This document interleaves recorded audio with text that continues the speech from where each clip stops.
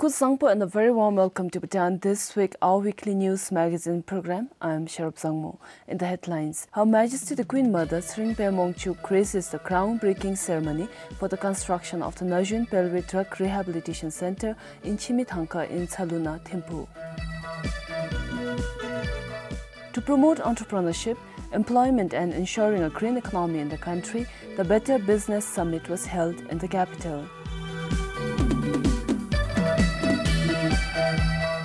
Following a notification from DHI Infra on 10th March, the supplementary works at the Education City project site have been stopped except for the construction of the bridge.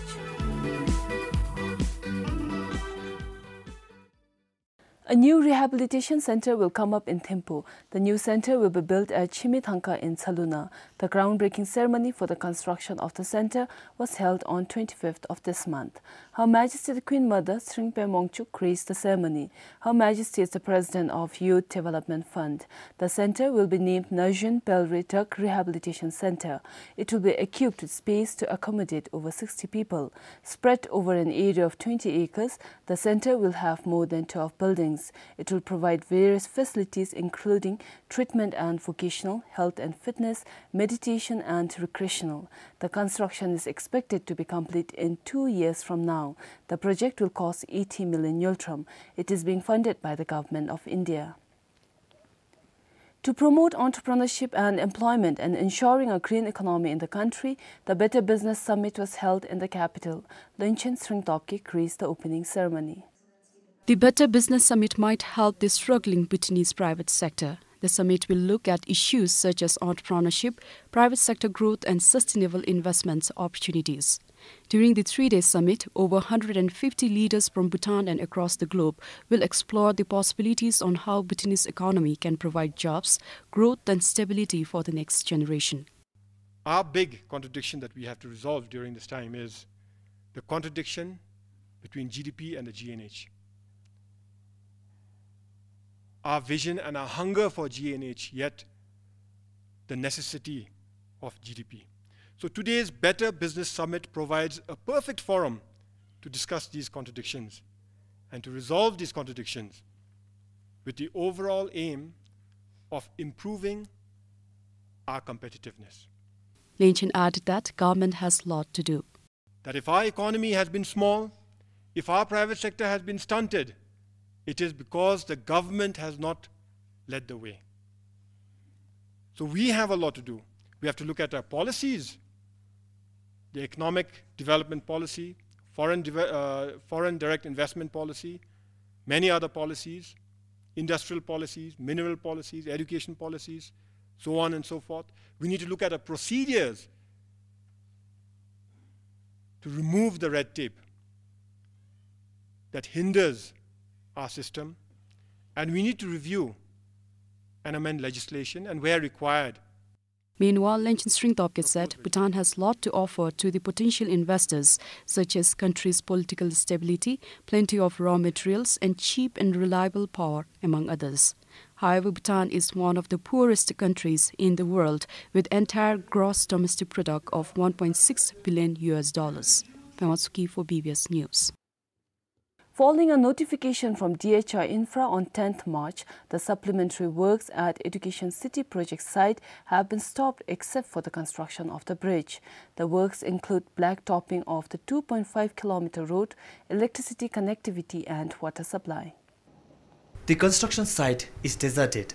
The 2.5 kilometers road to the Education City is ready except for the blacktopping. DHI Infra asked the contractor to stop the work. Kalwan Construction Private Limited, who constructed the road, has already spent about 15 million Yultram procuring the materials for the blacktopping work. However, as of now, the drainage works and small portion of road widening works are still underway. It is expected to be completed in next 1 to 2 months' time. The chief engineer of the construction company said until further notice, the blacktopping raw materials will remain at the site and they will carry on with the other works. However, the chief engineer said the letter from DHI Infra also indicated that the decision was not final and the contractor may be asked to do the task of completing the road. They said they are hoping for the positive go-ahead from the Education City Board, but they will have to wait for the Works and Human Settlement Minister, who is the chairperson of the board since the minister is out of station. The construction of the road, worth about 83 million Yultrum, began in February last year. The government had decided to shut down the Education City project after it has been termed illegal by the National Land Commission. The works on the project actually began in 2011. Karmat Singh, BVS News. A special investigation team of the Thimphu Police is continuing their investigations to track down the miscreants involved in the theft of a golden butter lamp in Tango Monastery. The gold butter lamp, weighing 135 tolas, which is about 1.5 kilograms, was stolen from the Jol Hakang of Tango Monastery on the night of 4th March. The burglary is suspected to have taken place after 8 p.m. that day because the monks performing Sekha were at the Hakang until 8. The burglary was discovered only the following morning at around 6:30 by the Hakang caretaker when he went to make morning offerings. The caretaker found the locks of the second and the main door to the Jol Hakang broken. A special investigation team of the Thimphu Police has initially rounded off 21 suspects. The number of suspects has now been scaled down to 9. Police are preparing to send the fingerprints and DNA swabbing collected from the scene to India for forensic analysis. Police say the sheer number of people at the Hakang is making it difficult to track down the miscreants. There are over 300 monks at the monastery, plus cooks, drivers and porters. There are also 50 other people, including carpenters from across the country, working for the Tango Monastery Restoration Project. A same number of workers, both national and expatriate, are also working at the Tango Buddhist University construction project. Lack of records of daily visitors to the Hakang is also said to be hampering investigations. Tishinongmo, BBS News. With increasing income and living standard of the people, the culture of consumption has also sneaked into Bhutanese society. Consuming in more environment-friendly manner and to curb consumption habits are some of the ways to look into sustainable consumption. This issue was discussed in the forum of the New Development Paradigm with the theme Imagine Change. Sustainable consumption is about looking at consumption choices or doing assessment between the needs and wants. A researcher with the International Institute for Sustainable Development said it is also about consumption choices, either as an individual or collectively, that would reduce negative environmental and social impact. In Bhutan, certainly on the one hand, it's a small country, and the consumption patterns are cumulatively less destructive than in other places and certainly in neighboring countries, but that's not a reason to not consider already, when you're in an economy that by nature is growing, to consider what impacts the current patterns have on the future, and making sure that you're on the right trajectory, not on a trajectory of lots of waste generation and overuse of resources. Now the speaker, the advisor to the Chief Executive Officer of the Druk Holding and Investments, said government and policymakers have certain rules on how they can provide right incentives to be more sustainable. In Bhutan, the supply side is mostly an import side from India, but we can look at what we're importing. We can look at how sustainable it is. At some point, I know that there was a bill to look at putting an extra tax on junk food. And that's a different kind of sustainability, because that's a health sustainability. And I know it didn't pass, but that's the kind of thing that Bhutan should continue looking at. If we're importing products that can't be recycled, should we have extra incentives for them to perhaps cost more, so people buy them less, and the ones that are good for the environment cost less. Meanwhile, to support the concept of cross-national happiness by promoting sustainable consumption, a green public procurement project is being initiated. The project will focus on reconciling the increased demand for goods and services with the need to minimize the use of natural resources, toxic materials and emission of waste and pollutants. My project is here to promote is sustainable government purchasing. Individual purchasing is also incredibly important, but we'll be looking in our project at government purchasing, which is arguably on a much larger scale, because governments buy products, services, but also infrastructure, also buildings and roads. So they have a large potential for change there. In Bhutan, government is considered the largest buyer in the country, with the public procurement accounting to 60 to 70% of the government budget in 2012 and 2013. About a dozen households in Wangdi Gatsal village in Phuntsiling Gyeok in Chukha are grappling with drinking water problem. Our Phuntsiling reporter Sonomongdi takes a closer look at it. Finding their drinking water pipes bone dry is nothing new for Punyawati Kale, a villager of Wangdi Gatsal in Phuntsiling. In fact, she has been enduring drinking water shortage for about 6 years now.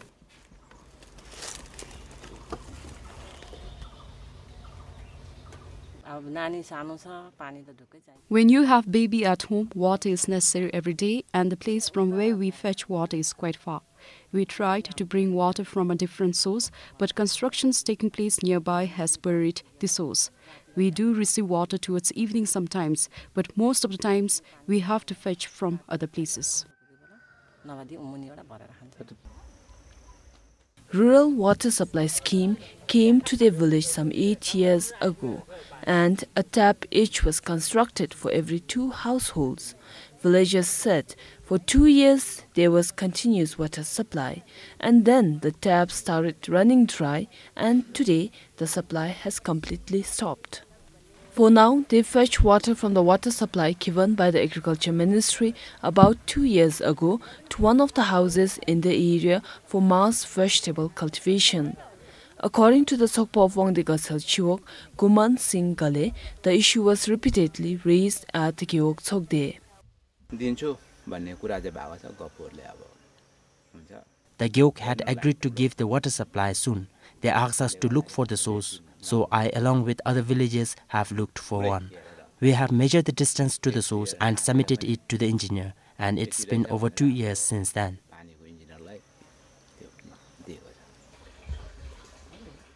Meanwhile, Phuntsiling Gyeok administration has about 500,000 yultram for the work, but it is not enough. They plan to adjust the additional money from the budget for other developmental works in the Gyeok.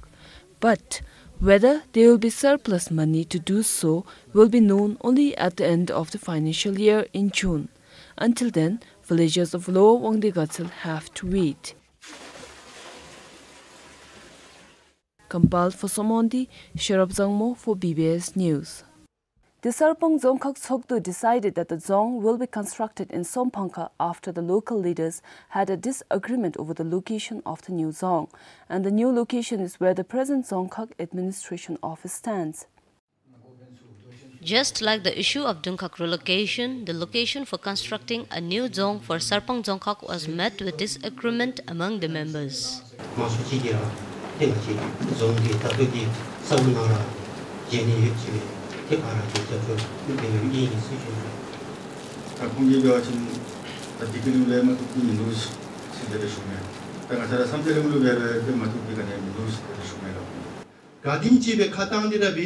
If we construct at a place that has no further scopes, it will be ridiculed even more. If we construct keeping in mind the greater purpose, there will be no problems. It will be difficult for the people if instead of Samthiling, it is constructed elsewhere. 4 sites were identified in Dikiling, Samthiling and Shompangka Gyeoks, including the present site for the construction of the new zong. Members could not come to a consensus. Some GUPs favored the site in Samthiling, while others preferred the present location. Tato sensei pentap ibiki sanedirain talepa betu besujura di sanedigira di misisulu matuptube pentong noveki rewada melam deba yu seshuni. The Gyeok sumlu mato te misir malum salera pemma minu seshunila. The decision was made to construct at Shompangka. If it happens, firstly, there is no enough space at Sarpang Tar, and secondly, except for the 3 Gyeoks, it won't benefit rest of the Gyeoks. But Samthiling Gyeok lies in the center if we consider other Gyeoks like Chuzom, Jimicheling, Umling and Tarethang, and thus I feel it will benefit more. With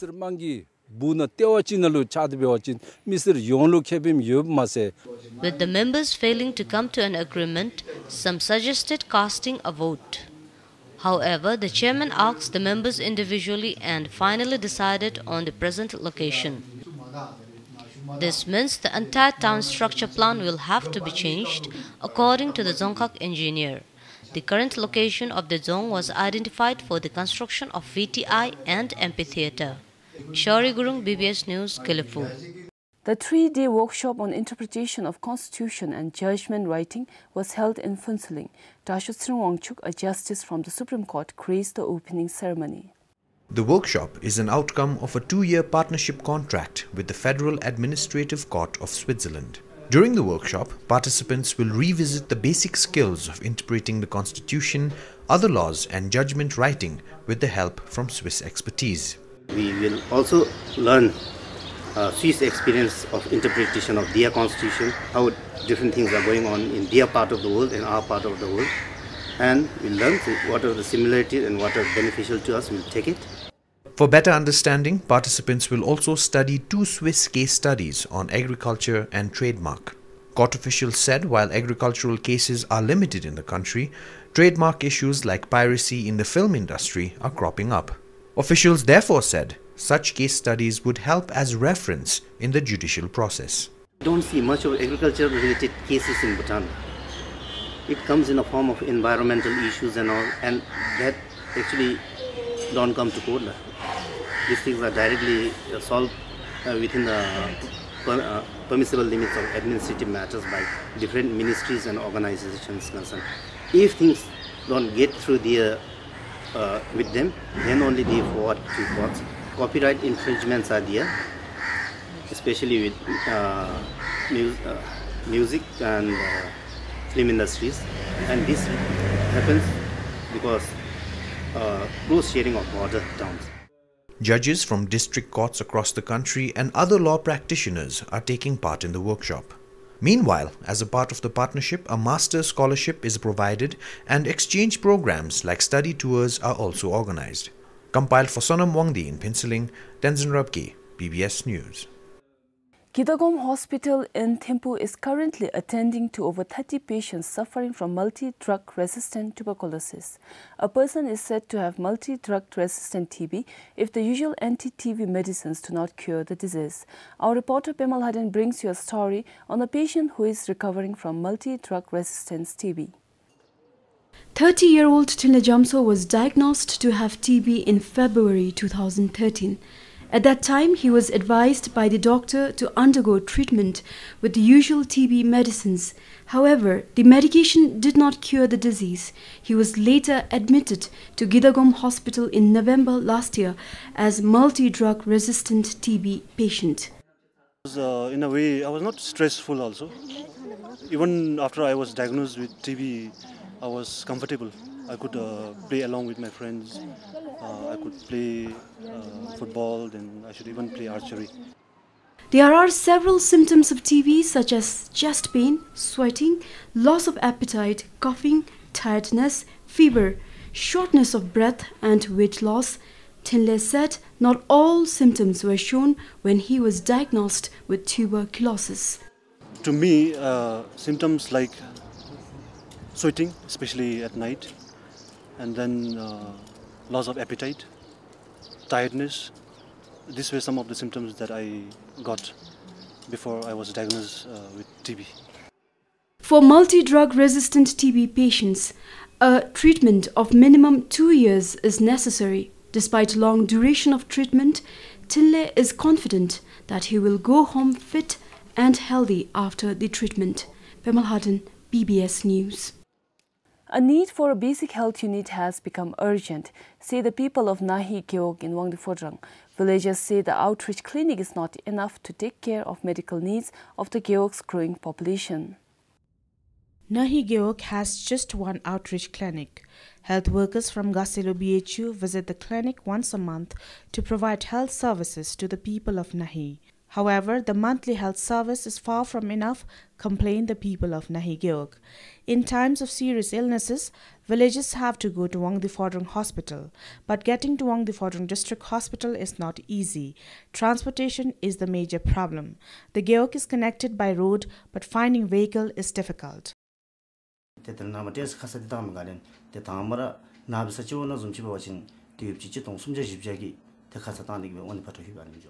have to hire a taxi paying 1,300 Niltram.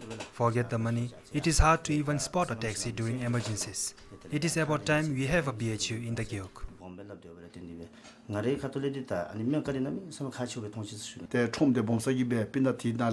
It's not easy even at the Wandi Forang hospital. The hospital is always packed. It's hard to receive a proper checkup. The schools in the Geok share the same problem. When students, especially in boarding schools, fall sick, teachers have to take them to Wangdi Forang Hospital.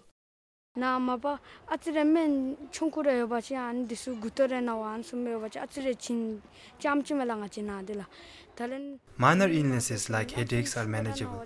It's difficult when we are seriously ill. Transportation is really a problem.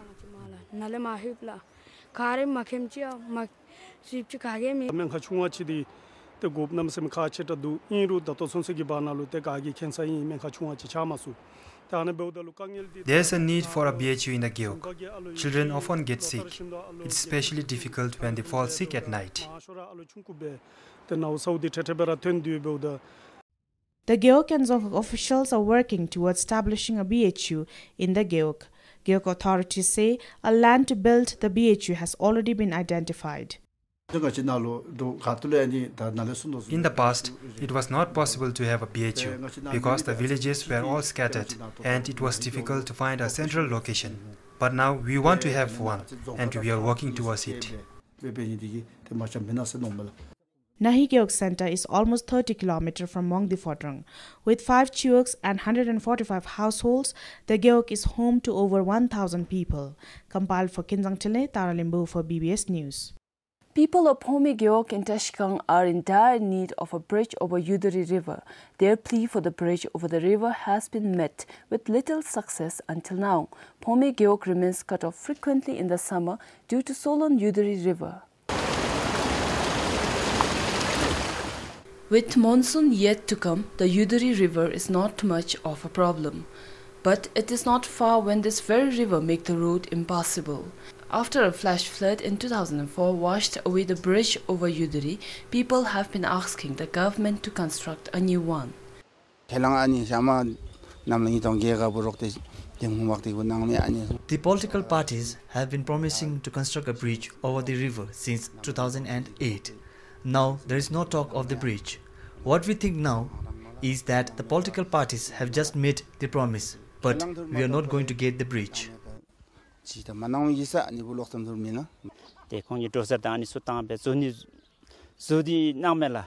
summer, Zongkak and Geok do help us in clearing the blocks.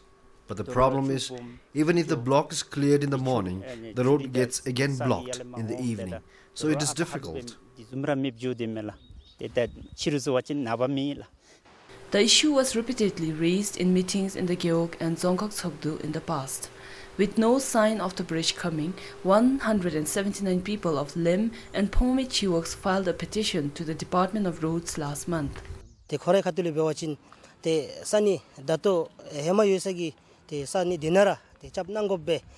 want the government to construct a bridge over the current location. If there is risks, people said they are going to take the risks. Government could not construct the bridge since the current site is not feasible. So people have approached the Geok saying they will take the risks of the bridge.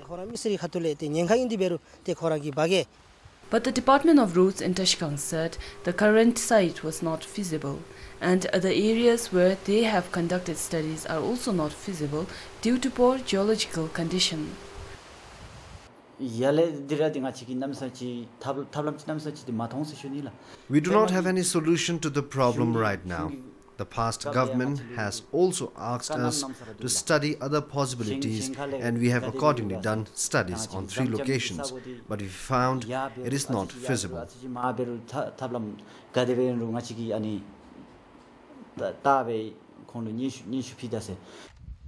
It looks like the bridge is not going to come any sooner. The Zongkak has, however, installed a ropeway as a temporary solution for the people to travel during the summer. It was repaired after it was washed away by a flash flood last year. Compiled for Chiche, Sharab Zangmo for BBS News. There is no official figure of school dropouts in the country, but it is known for the fact that many children drop out almost every year, especially after class 10. The reasons are many. Financial constraints certainly is one of the main reasons. 18-year-old Chedin works at a store in Dampu town in Serang, earning 5,000 Nultrum or more a month. This store is certainly not where she dreamed of ending up. She had no other better options. Coming from a financially disadvantaged family, Chedin did study up to class 10 and then dropped out because of financial constraint. I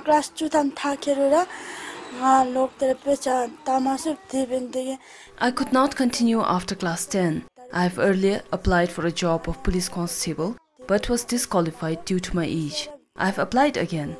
I hope I will get selected this time around.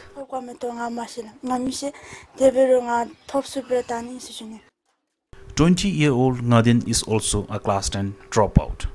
She didn't qualify for government schools and does not have money to continue at a private school. Ngadin too has applied for a job of a police constable, something very different from what she always wanted to become.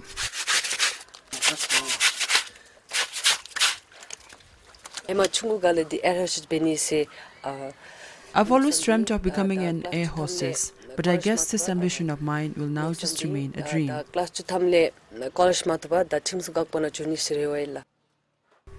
Ganga and Jigme shares the same story.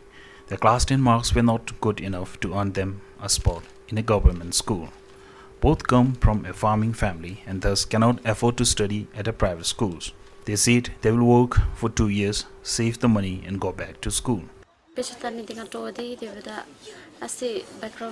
I want to continue my studies, but right now I don't have money. But I am determined to continue, even if it is through continuing education program. After next year, continue. My parents are farmer and they want to send me to India, but we didn't have enough money. I think I'll now go for continuing education program. There are many others like them in Serang. They are at the crossroads of their lives, torn between finding a job and staying back in the village to help their parents in farm works. Compiled for Yishin YouTube, Kinzang Yishi, PBS News. The RICBL office in Samrup Jongkhar has completed the assessment of the houses affected by the recent windstorm in the Zongkhak.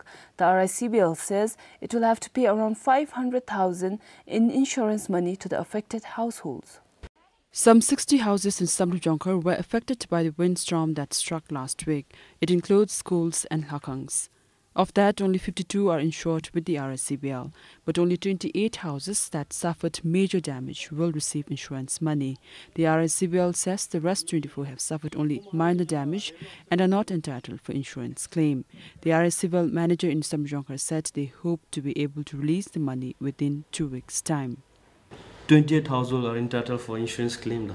So for 28 households, we have everything, documentation and assessment at our branch level. We have completed today. All the information will be forwarded to the head office, and there they may take another 1 or 2 weeks. And the total assessed amount is around 500,000 for 28 households. The windstorm affected 5 out of 11 yokes in Samrup Jongkhar. Compiled for Kilongchuk, Dichinongmo, BBS News. Well, that is all we have for you this week. Join us again next week for yet another edition of Bhutan This Week. Until then, this is Sherab Zongmo saying goodbye for now.